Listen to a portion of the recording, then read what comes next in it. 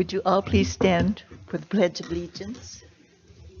Dr. Banks, would you lead us?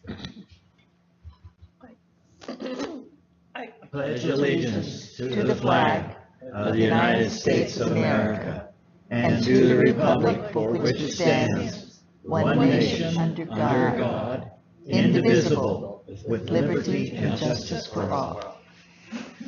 Thank you.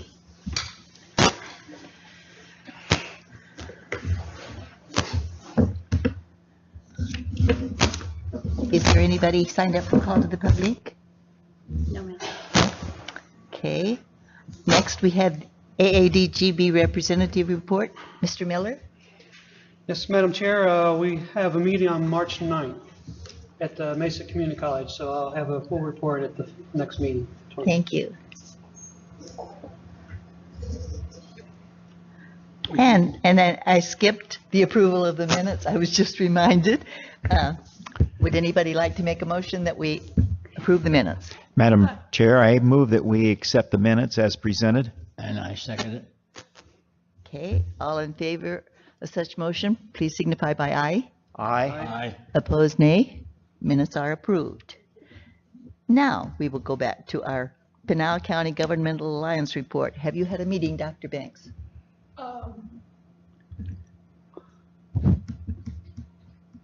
No. The meetings, I talked with Mr. Gibson, and they will probably be sporadic. And he did say that the topic that was left on the table was floodplains, which sounds most appropriate for what we're going through now. Thank you. Okay, the report from our president now, Dr. Elliott. Thank you. Good afternoon, governors, faculty, staff, and guests. First, I have a legislative update, but I think it's important to keep in mind that while maybe some of these bills have passed the House, they may be sitting in committee. They have yet to go to the Senate. So these are maybe just informational items, but to be cognizant of the fact that there's still a lot of work left to be done. So I don't want anyone to get really worked up or stressed out about some of these.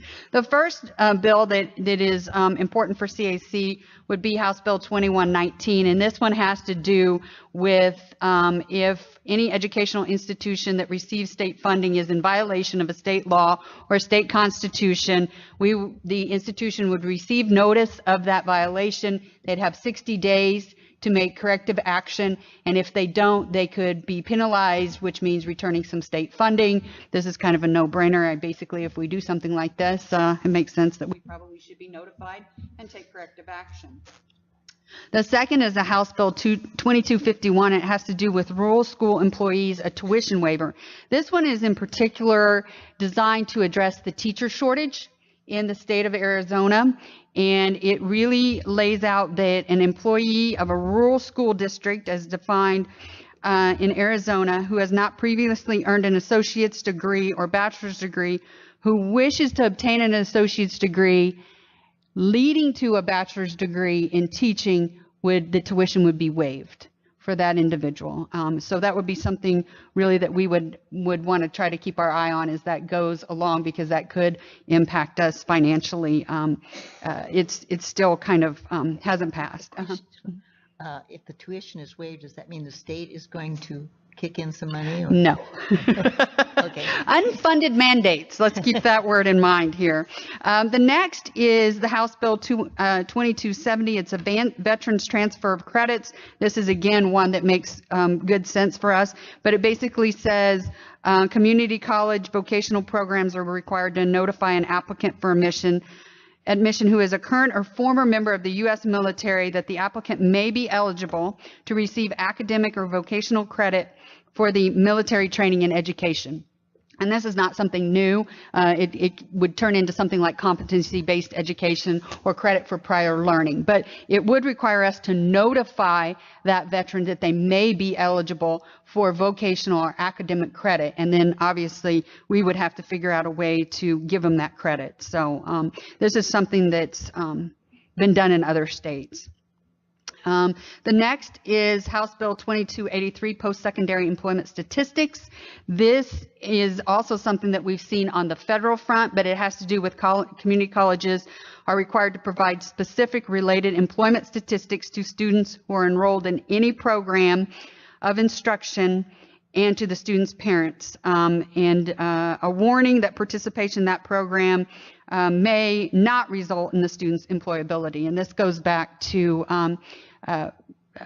what's it called? Consumer credit information about if a student goes into this program, are they going to be able to be employed? And that would be something that we would have to notify the student that what are our employment statistics for this particular program, but also a disclaimer that says just because you're in this program, you won't necessarily be employed. So it's kind of like saying, well, we've got a huge employment rate, but oh, by the way, you may not get employed. An interesting bill. The next is House Bill 2344. It is designed to establish a 15-member state board of directors for community colleges to set standards for community colleges, establish qualifications of community college instructional staff, fix tuition and fees that community college districts will charge, prescribe admissions qualifications, and prescribe guidelines for transferability between community college and four-year educational programs. Now keep in mind, this is the one that probably causes us to raise our eyebrows a little bit. There is a second bill that was introduced to have a study conducted on this very issue. So it's more likely than not that the second bill is going to be more successful to study the community college district. Sounds like the old state board that they did away with. It does. It does. So we'll keep our eye on that one. The next is House Bill 2352, National Guard, reduced tuition rates. Again, something that's done in other states. A member of the Arizona National Guard is eligible to attend any public institution of higher ed in Arizona at the same tuition rate as an employee of that institution if the member has exhausted the member's benefits through federal veterans programs. So that one could have an impact, in particular if the veteran is exhausted their benefits. Another unfunded. Another unfunded, yes. Okay. House Bill 2501 has to do with community colleges and workforce development. And this is an interesting one because it has to do with provisional community college districts that were approved by voters before 2005 are no longer exempt from the requirement from each community college district and could annually potentially receive $200,000 from the Workforce Development Fund. So basically, if the provisional community colleges receive the $200,000 in workforce development funds, our amount of funds would go down because it's another unfunded situation. And so that's another one that we'll definitely keep our eyes on. House Bill 2123, vocational and technical education evaluation. This is important for us. School district boards are required to provide for the evaluation of vocational and technical education programs annually instead of every 5 years. So it's really looking at the viability of vocational and educational technical programs on a 1-year cycle instead of a 5-year. And typically, a 3-year cycle would be something you would want to see. 5 years, I agree with, is a little long. 1 year could potentially put an undue burden on faculty and staff, especially when you have as many vocational and technical programs as we do. So that's another one we'll want to watch. Senate Bill 1389, voting centers. This is another one that makes sense.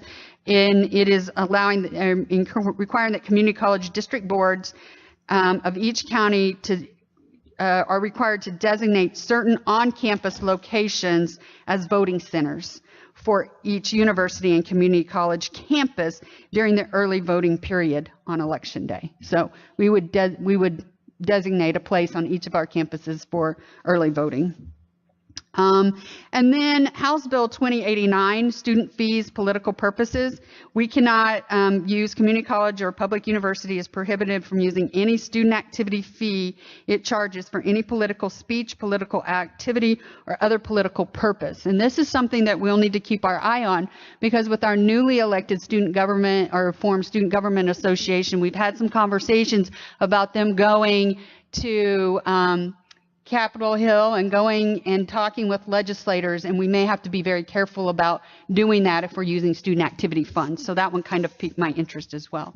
Yeah, I know those were quite a few. Keep in mind, none of them are actually fully passed yet, but there are a few that I'm definitely keeping my eye on and getting weekly updates and talking with legislators as need be. So are there any questions?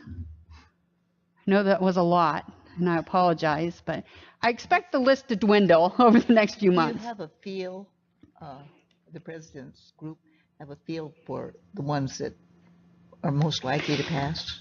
No, not necessarily a feel for what might pass, but a feel for what ones they really don't want to pass. And Don't want to, but yeah, they don't yeah. know. And some, you don't know the impact on the rural employee tuition waiver. That I mean, how do you even evaluate what the final impact might mean for CAC? Because I'm not really sure if they're sure what a rural employee is going to be defined as, and then how many are going to come and declare that they're going to go into a teacher education program, and we give them their associate's degree at a waived rate so that they can go and do their bachelor's degree.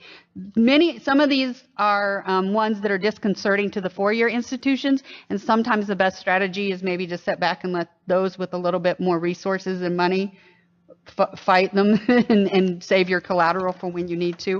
But that one is one of concern. And then the other one that kind of is concerned is the annual review of technical programs because of the labor intensiveness of that. Other than that, it seems to be the state board of directors, obviously, there's a feeling that our local boards probably won't be in favor of that. So does that answer your question, Madam Yes. Chair? Okay. If I may, I'll move on to my district update. As we mentioned before, we had our first round of college forums. The feedback from Charting CAC's Future, we've got all the feedback from our campuses. We had over 300 people provide comments, which I was really excited about that. So over the next few months, or next month and a half, we will be holding additional forums at each campus to share what the headlines and big picture strategies were, and then ask for the campus community to help us prioritize ones that we will be looking at. So I'll definitely provide you an update on that after we have those meetings. Additionally, I have scheduled several community forums in April, and I think many of you got the press release, that will enable me to hear from community members and citizens of Pinal County. And our marketing department has prepared a lovely press release, and it's been sent out regarding these forums. And so I just wanted to make the board particularly aware in case you were interested in attending any of them. They will be held at every community that we serve, including Saddlebrook. So the next thing is I'm really happy to announce that the two newly created certificate programs that you approved in January actually began in mid-February. This blows people away when I tell them and my colleagues in academia that my board approved a program in January and we launched it in February. So kudos to you guys and kudos to our faculty and staff. But those programs were designed to help us respond to Lucid Motors' projected employment needs. And my understanding is that we had to up the limit in both of those courses and programs because of the interest. So hats off to you, board, for approving those two programs. And then the last thing I want to share with you and kind of hand it around is a few weeks ago I signed a charter with Maricopa and Pima Community College to develop shared curriculum as part of the Arizona Advanced Technology Corridor. This is probably a historic moment for CAC, but also for Maricopa and Pima, because this is the first time that 3 community college districts have signed an agreement, it's signed, we all signed it, to work together to share curriculum, which basically would mean that our course sequencing and our course offerings in many of our vocational and technical programs will look exactly the same at Maricopa and Pima. So if a student started at one of the others and finished a semester at Maricopa and they want to come finish welding with us, their second semester at CAC would look exactly like their second semester would have at Maricopa. So I'll kind of pass this around, but I'm really excited that we as an institution were able to be part of that. And there's still a lot of work to be done, but just signing the agreement to say we're going to work together to ensure that the technology corridor, which was from Tucson to Phoenix, will have the skilled workforce that is needed for all the business and industry we see coming.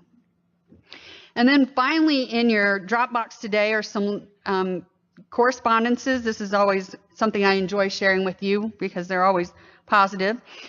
Is that we received an email from Rachel Hernandez of Imagine Prep in Coolidge praising our recruiting team during a recent tour of our campus.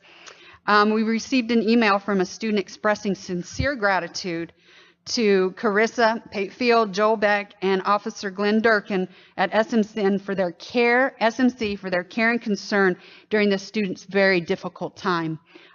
They went beyond their responsibilities to help this student, and those are the things that I like to get in my inbox. So, and then last, Sandra Brightwell has been accepted into the doctoral program in education leadership at Northern Arizona University. So we were really proud of her for that acceptance into that program. And I don't think we have any association reports today, and so I'll wrap up my very lengthy report and ask if you have any questions. Any questions? Just a comment, Madam President, the Arizona Advanced Technologies Corridor, you had mentioned the academic benefit from that, but I also see a business benefit here for the companies that transcend all of the county lines, that they have the same expectation of any of the students in any of the colleges. Absolutely. We'll use like standardized, nationally recognized curriculum like the NCCER that you're probably familiar with. And so it really, it's a great thing for our students and for our companies as well. So Thank you. Fantastic. Madam President? Very intrigued with the idea of the community's outreach efforts, the seminars and open houses that we're going to be holding around the county, and I really think that's a good approach. We need to know what the constituents are feeling and the directions that they feel like the college needs to be going, and I do plan on being as many as I can. thank you. I'll probably need some backup. I think it's fantastic, and the notice that we got from our legislator, from Mr. Leach, who was not really friendly with the college now, is such a big supporter, and he feels partly responsible for having the forums. He was taking a little bit of the credit there, and that's fine. If That's he wants okay. to take the credit, that's great. So sounds like things are going really, really good. I think so. Any other questions of Dr. Elliott? Okay, that Thank you very concludes my much. report. Okay. Next, Mr. Wadka, the business affairs report, if you will, please.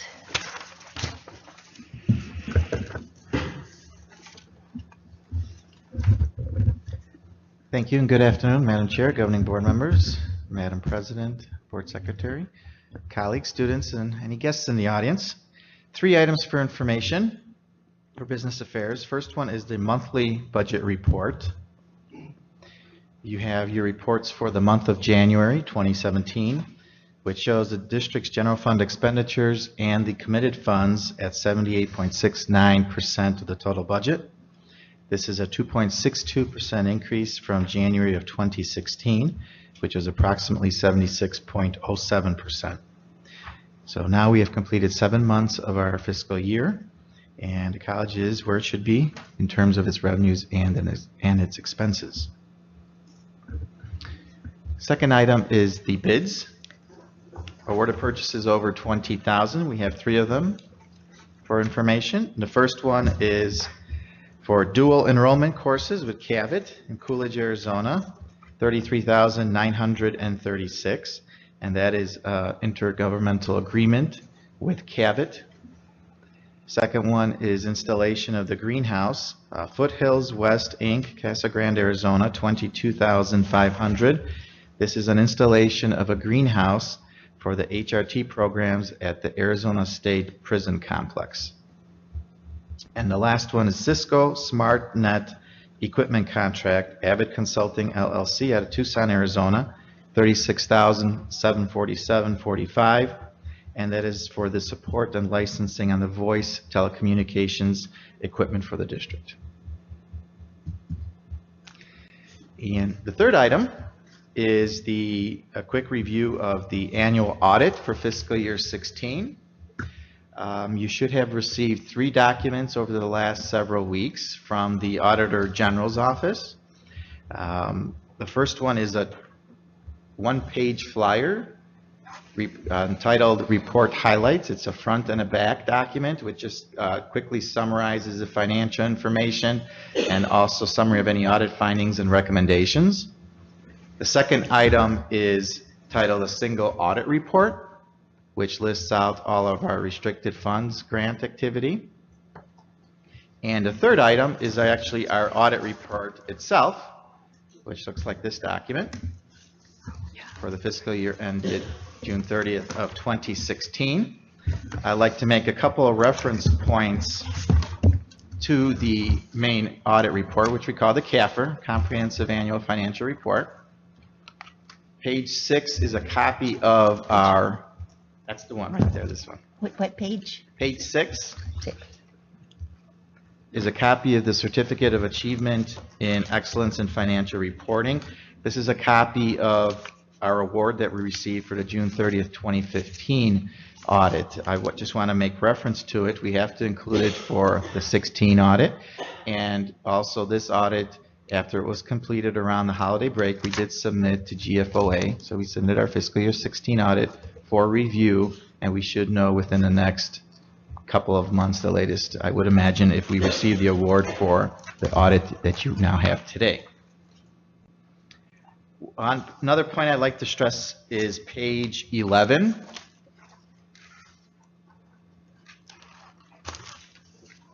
And I'd just like to read the top of page 11. It's the opinion from the Auditor General, where it states, in our opinion, based on our audit and the report of the other auditors, the financial statements referred to above present fairly in all material respects the respective financial position of the business type activities and discretely presented component unit of Pinal County Community College District as of June 30th, 2016, and the respective changes in financial position and, where applicable, cash flows thereof for the year then ended in accordance with U.S. generally accepted accounting principles. So what this is that it's a clean opinion, that we have no qualifications in the opinion for the audit for fiscal year 16. And no financial statement findings. I believe that might be our 4th or 5th year in a row that we do not have any financial statement findings. At this point, I'd like to introduce Louisa Ott. For those of you that may not know her, she is the Director of Financial Services, also the Controller. Her office handles the audit, works directly with the auditors, her and her staff. She does a wonderful job every year in coordinating the audit and getting our auditors all the information that they need to look at. With that, I'll be happy to answer any questions you may have, or if you haven't had a chance to review the reports yet, if you want to review them and get back to me, I'd be happy to answer any questions. Anybody have any questions or comments for Mr. Watka? Thank you. Thank you very much. Next, Jenny Cardenas with Student Affairs Report, or Student Services. President Christensen, governing board members, Dr. Elliott, faculty, staff, community, students, everyone. Thank you so much for being here today and having us present. This is actually, I know that it's listed in the agenda as student services, but this is a cooperative effort between student services and academic affairs for the Santan campus. So I'd like to introduce Sean Cornell, our Director of Student Services for Santan campus.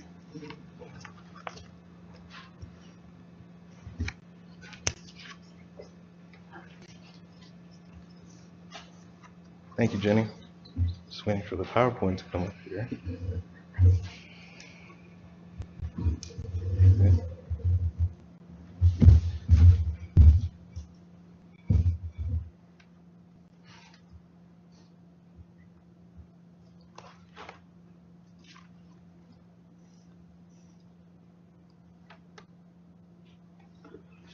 Thanks, Derek.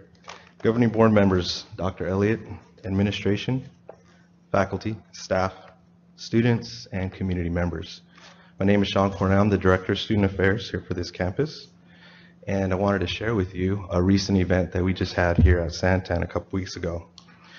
When we opened the doors up about 3 years ago, it was good to see student enrollment here at the campus, but we realized it's equally as important to have community connections as well. So with that said, we decided to invite, as you see the listed businesses or entities that are up there, and these are just to name a few. Also, the whole purpose is, I want to explain that as well. We have them at all campuses.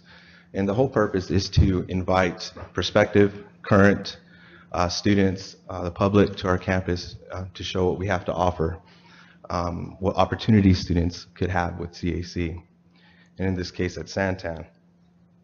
So you can see the representation from the local high schools was Florence High School, American Leadership Academy, and Poston Butte High School, which is in our backyard here. Again, going back to community connections, so it was an honor having Pinal County Sheriff's Office on our campus because they are the organization that protects us. If there's a call out here at the campus, they would respond to it. They're about 5 minutes, a substation from here. And so we do appreciate their time and their energy and them coming out on a busy day. And it was really cool to see a helicopter land on our campus that was not an emergency. So that was really awesome. Our university partners, GCU, U of A, ASU, attended, of course. And we're noticing that with their growth, we see a growth as well in joining partnerships of academic programs as well. Again, another honor to have the U.S. branches of military on our campus, the Marines, the Navy, and the Army. And this is a really good partnership because CAC does utilize the GI Bill here, and we have a veteran services rep that helps students use their GI Bill after they get out of the service so they can come to college, go to school, especially here at CAC.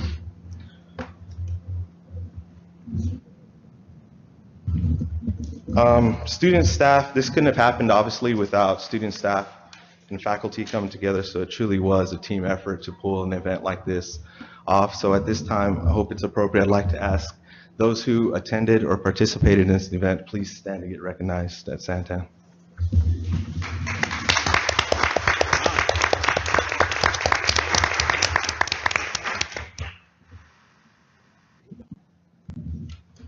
Another special thank you to Dr. Bunkelman and Devin Fraley.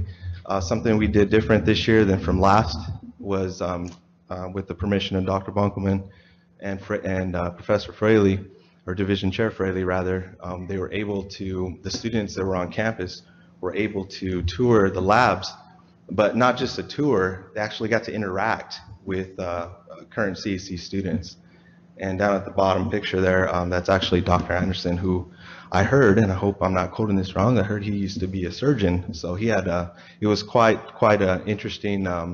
He gave a good presentation. And again, I want to thank Dr. Bunkelman and Devin Fraley for allowing this to happen. And then we had some fun too. I think it turned into, we had a dunk tank, but I think it turned into a title called Dunk the Directors. So you can see there at the top, that's me, and then Miss Sherry Lacone, who loved this picture. She said she wanted me to put this up here. But anyways, it turned out to be a fun day. You can even see Chief in there. He had a good time as well. So thanks for coming out, Chief. But more than that, it was a good cause. We were able to dunk the directors and students to raise money for Relay for Life. And as you can see there, people have donated, and we raised $120 for Relay for Life on that event. I wanted to give a special thanks also to Kyra Cortez and Christy Shepard, who put that together and reserved the dunk tank for sure. So again, thank you to everybody that made this possible. It was a great event, and we're looking forward to doing it again next year. With that said, open to any questions. All right, thank you very much.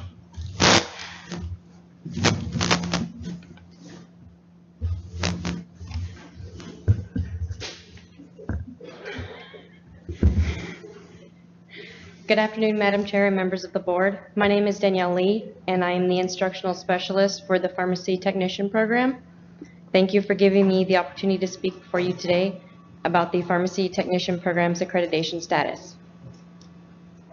In January 2013, I embarked on an endeavor that would result in an American Society of Health System Pharmacists accreditation for the Pharmacy Technician Education and Training Program. On January 11th, 2017, the accreditation review team performed an on-site visit here at the Santan campus. While there were 14 areas of partial compliance out of 158, it was said that this is a high-quality program and we don't see this quality often. I will respond by March 9th to the areas of partial compliance, and on May 4th, 2017, the Pharmacy Technician Accreditation Commission will make the final decision on our accreditation. Once accredited, Central Arizona College will be the second community college in Arizona with an accredited pharmacy technician education and training program, and fourth overall between public and private colleges. I want to thank everyone for their constant support of the pharmacy technician program.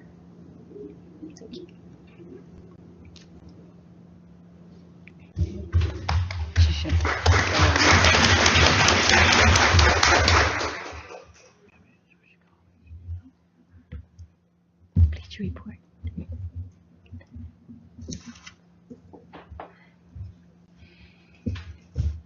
And we now have the consideration of the consent agenda. The following items are consent matters. Unless they are removed from the consent agenda at this time, any item may be removed from the consent agenda by any board member. What is the pleasure of the board? I so move that we accept the consent agenda. I believe that Mr. Miller had wanted. Yeah, I'd like to remove item 12 first for further discussion. Item 12. Yes, ma'am. I get, we should vote probably on the rest of it with Dr. Banks' motion for all except item 12, that we will discuss that and vote on that afterwards. Yeah. Dr. Banks, did you make a motion? I made a motion to accept the entire consent agenda. Okay. I agree with Mr. Miller to remove item 12. Okay. So now we need are you seconding his? I'm, where are we? Are you seconding his removal? Yes. Okay. So Okay, now all we in can have favor of removing the, Well, we can have discussion. pardon? Discussion. We discussed that before we vote on the Just rest see if of there's it? any discussion now. Since there's a first and a second to remove Okay, it. we will discuss item 12. Okay, my question, Madam President, was that it's a $3 million reserve. Are there any items that come to front that you're drafting to put that money toward, or is this, well, that's the question. And I'll ask Chris to jump in here, but the question is, the $3 million reserve is a fairly routine action of the board in the past. And the reason that we are doing this is so that if we put $3 million in a capital facilities reserve, that as facility needs come up in the next few years, we don't have to increase taxes or bond again. We're putting aside money for new facilities, facility repairs, upgrading facilities in a savings account to avoid having to go to bonds or raise taxes. Chris? That's correct. So it's more of a contingency for facilities? You don't have Absolutely. anything Future. identified No, Nothing it's like future. necessary now, just No. in case? It's future if you need a new roof or we have facility needs. Right, if I just may comment, Mr. Miller, since you're a new member, when we went through the bond issuance of the 99 million, we also went over on various projects and we expended some $20-odd million on the campuses. Those funds were used from monies in this reserve. Since then, we've depleted the reserve. We haven't had a board action for a couple of years on this. We're now trying to build up that reserve for future type of facilities, unknown at this point in time, but we start doing a bank. Okay, and once you have the reserve, is there a procedure for drawing from that reserve separate from other ledger items? It is restricted, separated, and it is only to be used for new facilities. New facility? Correct. Okay. So we've done this in the past? Absolutely. We've done it for, I don't know, maybe 10, 15 years in the past. We built up enough of a reserve for when we finished the construction projects. We had the funds to pay off those construction projects, and now this is to start building up another reserve for future facility needs. Does it satisfy your, I'm satisfied, Madam Chair. Okay, okay? so, Did you have any further questions, Mr. Yarrington? so we would need to have a vote on removing this item from the consent agenda, or another motion to put it back on with the second if so desired. Because once we remove it from the consent agenda, it won't be approved. That is It'd be true. approved as a separate item, right? It could be, yeah, and Since it just didn't testing really my tell us and we parliamentary haven't had skills this here. before, I wasn't sure which way it should be. So we can approve the consent agenda minus item 12. Then item 12 can be motioned and passed by itself. correct. Correct. But I think you need to vote on to remove it first, because you have a first and a second. Okay. All in favor of removal, which I guess we sort of did since we discussed it, signify by saying aye. Aye. Opposed, nay. So we removed it, so now do we need to vote to get it back on? No, you can vote, have a first and a Have it- second for the consent agenda minus item 12, Okay, and approve that, and then if you want to put it as its own, as its own, you can, okay. I think. Do you want to go with your? Motion to approve consent agenda minus item 12. Okay. Second. And all in favor of such motion, please signify by aye. Aye. Aye. Opposed, nay. Passes unanimously. Now we will vote on item 12. That everybody is satisfied with the explanation, okay? We need a first. So I need a motion for approval of item 12. I move that we approve item 12. Second. Second. All in favor of such motion, please signify by aye. Aye. Aye. Opposed, nay. Passes. So we've got the consent agenda. So next on that, you're still up there, Mr. Wadka. We had the discussion with the possible action on tuition and fee schedule. Okay, thank you. In your packet is the preliminary recommendation for the tuition and fees increase for fiscal year 17-18. We bring this in the month of February for discussion and then March for approval. And we do that in order to get the new rates established before the fall registration gets started in April. So before you are all of the various changes that we have to the tuition and fees. They are shaded in blue, at least on my copy it's in blue. What we're proposing is a $2 tuition and fee increase. And if you see the asterisk on the bottom of that first page, it does show that one of those dollars will be going directly to the student activities fee, and that was based on a proposal that was presented by student government, both I believe at a prior board meeting and one of our recent cabinet meetings. So we would transfer those funds over to the student government areas. So we'd be proposing an increase of tuition and fees from $84 to $86. And on the following pages are some other various minor fee increases and or new increases that are going into effect for fiscal year 18. Be happy to answer any of those questions. They're going up slightly on some of them. Room and board, residence hall fees are going up slightly, $50 on both the quads and the suites and the tower. And everything else that is non-shaded is remaining the same. Just to clarify, Mr. Walker, these reflect the costs of the college to put on that program or that area. It's not necessarily the participants' charge, correct, or cost? No, this is actually students that are in these utilizing these particular special fees. These are not course fees. GED, for instance. Okay, right, a specialized, so yes, it would be the GED participants, obviously, that would be paying that fee. But they would pay the fee, or that's just reflecting our costs? I No, guess I'm asking if... that would be a fee that would be paid by the person taking the exam. Yeah, it's an exam fee to take the GED test. Correct. Because there's a cost to us Right. to have to administer the test, and so that is the fee that the students pay. Pass through to the Yeah. students. So if they wanted to come take the GED test, they pay that, and then we give them the test. That makes sense? It costs the college to purchase those exams to administer them. Sure. Yeah, I was just looking at the cost that was reflected for the student, not necessarily the college. Correct. So are there some other funds that go toward helping them pay for those kind of items? For GED students in particular? Yeah, some, Jenny? No, not normally. In the GED test, it's interesting that you brought that one up. There's probably a reason that we've seen a lot of decrease in people taking their GED because the cost of the exam went up significantly a few years ago.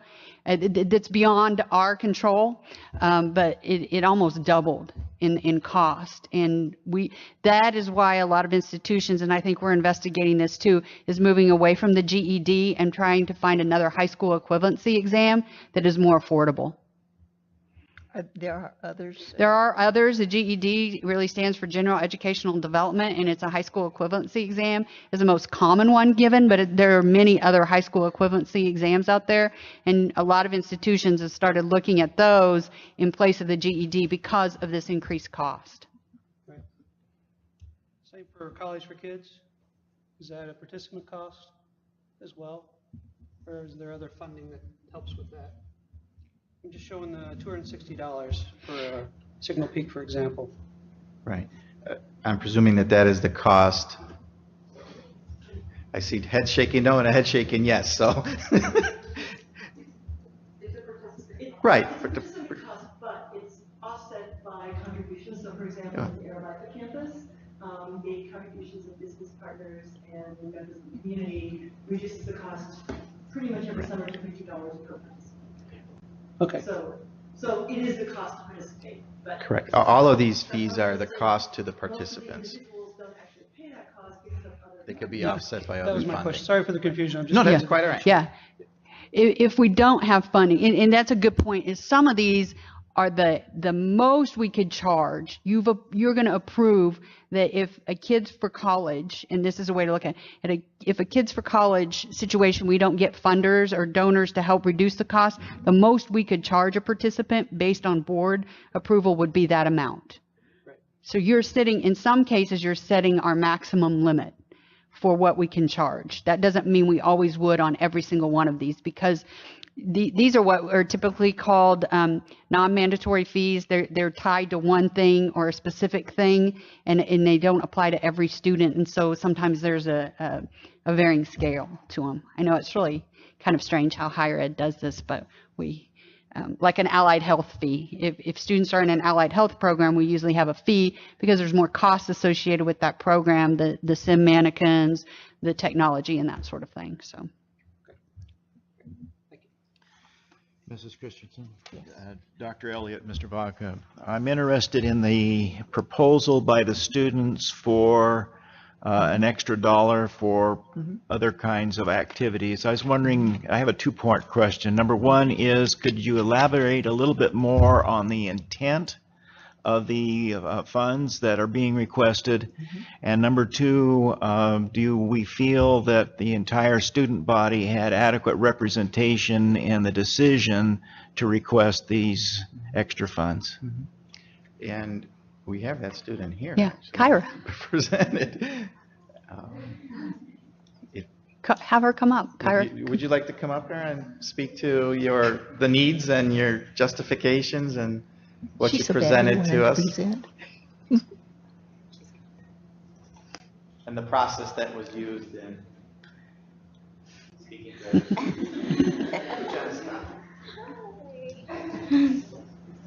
Okay, I'm a little bit nervous right now. Do you want me to elaborate on it more? On just what to see? The first part of the question was, for what will these funds be used? What kinds of programs, what kind of activities? And the second part of that question was, do we feel that the entire student body had adequate opportunity and representation in helping to make that recommendation? So from the first part of your question, we talked a little bit about well, I know for a fact that when Sherry Friedman and Danielle and I, we talked a little bit about knowing we want some of this funds to go towards maybe bringing speakers on the campus so they can inspire students.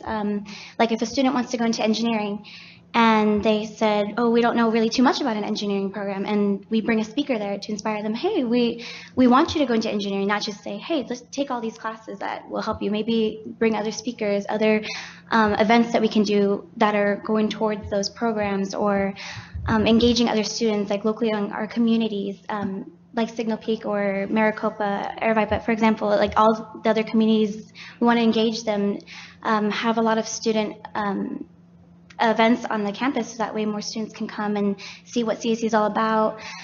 The second part of the question, I am not 100% sure, but I think we're still in the works of that. We know that it might go towards most of the student body, but I can get more information on that for you for the future.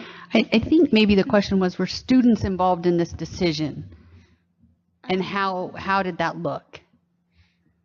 So I think some students were involved in this situation where we came across, and I know Sherry Friedman has led us to see where this fee is going to go, how it's going to be distributed, what the structures were, and how we decided now, oh, this will be like the new structure, and we were all kind of guided towards this new way. Yeah. How did we arrive at the $1? I think it was $2. It was $2. And then as we started looking at that dollar amount, which would be over like $240,000 in addition to the student activities fees that they already have, we kind of felt like maybe $120,000 extra dollars would be enough to achieve maybe what they needed. And that also helps the institution by using the other dollar for institution. You know, cost of electricity goes up, the cost of everything for us goes up every year. And so that we really kind of, and we love the students' idea, and I think it was extremely ambitious, but to have $240,000, I don't know that they had done that math all the way through, and we felt like that might be difficult for them to spend that much. And that this way we aren't asking for their $2 and then the dollar we needed, or $2 that we needed as an institution maybe to offset increased costs. We just decided to split the difference to keep it as low as possible. I'm sorry. Sure. I think one of the things as well, when we expanded campuses, when we opened Santa Ana, when we opened Maricopa, there's been a flat level of spending or level of budget for student engagement as a whole, for student engagement events. So this is something that we have been discussing, wanting to increase the amount that student engagement and the student leadership was able to have for these types of diversity and cultural events and the types of things that Kyra spoke of. What makes this really special is that it came through student leadership. It came from our Student Government Association. They presented the material through their meetings. They had multiple meetings to discuss, you know, how they were going to move that forward. So it definitely, in the time that I've been here, in the 10 years that I've been here, is the first time that we've seen a student initiative like this to say, we really want to invest in ourselves and in the activities that the college might be able to provide to offset and add to the academic experience that they have on campus. So it seemed very well thought out by the students, and I think that this year. So does it then become a restricted fund? The monies are moved over to the Student Development Fund, Right. and they would carry over if they were not spent during the year. I'm only asking because Madam President presented quite a number of bills, legislature, that are unfunded. And I'm wondering how many of these, if they do hit us, how that would reflect in the overall tuition and fee schedule. It's hard. Some of them it's really hard to ascertain because of those unknowns. But I think for me, we wanted to be really conservative in asking for a tuition and fee increase and as realistic as we could be. But also being mindful of what the students asked us for. I mean, if a student comes and asks for money to have their tuition go up so that they can be more engaged with the college, it's kind of hard to say, oh, no, we're not going to do that. And they did a phenomenal presentation. But honestly, I don't know the financial impact on if some of these pass. And if they do, we'll have to make internal changes throughout the year like we do already now when things happen that are unforeseen. But some of the savings I've shared with you that we've already discovered from this year will carry over to next year, might help offset some of that. Wish I knew. But I'm not going to make it up. So it's one of those things that we'll have to see the impact. Madam President, if I might just add a further. First of all, I'd like to thank very much for that. Having been a long time ago a past student leader and having had to present in front of the governing board myself, I know the courage and appreciate your willingness to answer those questions. I think it's very important, though, that we understand that there needs to be proper oversight in the expenditure of these kinds of funds because they're extremely important to the students. And we want to make sure that as many of the students as possible have a voice in making a decision of how those funds will be used. Otherwise, there runs a chance for concerns or challenges or opportunities that may go contrary to what other students may feel. And I think it's really important that we keep the communication and the dialogue open when these funds are accumulated and expended. Thank you. More questions or comments? No? Thank you very much. Thank you. Our next board meeting. We need a motion. We need a motion. We do have, oh, that's right. That was something that needed action. Do I hear a motion? Oh, no. Okay, just, No, it no, no. says discussion with possible action. We can vote or we can wait. You can vote or you can wait. That's at the leisure of the board. What is it we're going to be voting on? I see the agenda, but it's for information. Okay. For information. Or if the board, if you, Bring it back next month if your pleasure is to vote on it. it's your pleasure. Just need a What is the motion. pleasure of the board? Would you like to vote on it at this point? Or bring it back next month? I think it's a good suggestion. Let's vote on it today. Okay, you making the motion? I'll make a motion. We vote on that particular collection. And you're making a motion that, Yes. that we approve it? For approval. Okay, and is there a second? I'll second the motion. Any further discussion? All in favor of such motion signify by aye. Aye. Opposed? Abstain. I'm sorry. Abstain. Oh, Okay. okay. 4 ayes and 1 abstention. Okay, and our next board meeting is March 21st at Signal Peak. Thank you very much. We are adjourned.